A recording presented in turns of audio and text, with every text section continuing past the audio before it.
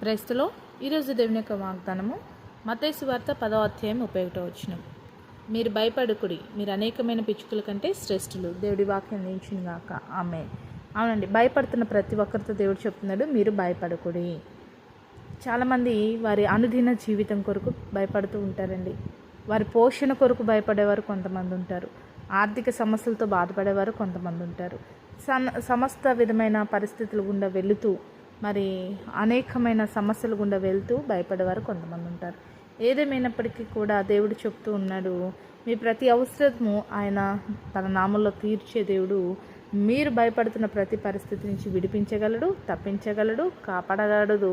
ఆ పరిస్థితిలో నీకు సహాయము చేయగలడు. అందుకే దేవుడు చెప్తున్నాడు, పిచ్చుకలని మనకి జ్ఞాపకం చేస్తున్నాడు. పిచ్చుకలకి పోషిస్తున్న దేవుడు నేను పోషించలేడా?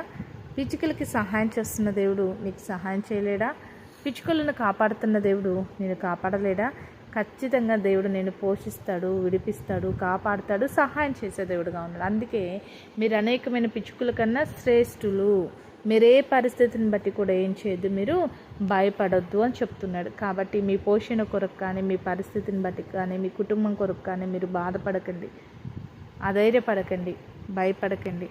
మిమ్మల్ని పోషించి మీకు సహాయం చేసే దేవుడు నీకు ఉండడం గ్రహించి, పిచ్చుకలనే పోషిస్తున్న దేవుడు, పిచ్చుకలకు సహాయం చేసి కాపాడుతున్న దేవుడు నన్ను, నా కుటుంబాన్ని పోషిస్తాడు, నాకు, నా కుటుంబానికి కూడా ఏం చేస్తాడు, సహాయం చేస్తాడని గ్రహించి భయపడక నిన్ను ప్రతి పరిస్థితులు ఆదరించి ఆదుకునే దేవుడి మీద ఆధారపడు. అటు రీతిగా దేవుడు నిన్ను ధైర్యపరచునుగాక.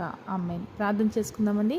సకల ఆశీర్వాదాల కారణభూతులమైన మా ప్రియపరులకు తండ్రి యొక్క ప్రార్థన ఎక్కిస్తున్న ప్రతి బిడ్డను జ్ఞాపకం చేసుకో. ఏ పరిస్థితిని బట్టి నీ బిడ్డలు భయపడుతున్నారు ప్రభా, ఆ భయపడుతున్న ప్రతి పరిస్థితిలో నీ బిడ్డలకు నీ యొక్క సహాయమును దయచేసి శ్రేష్టమైన ఆశీర్వాదాలతో నీ బిడ్డను తృప్తిపరచమని యేసు నామములో ప్రార్థిస్తున్నాం తండ్రి. ఆమేన్.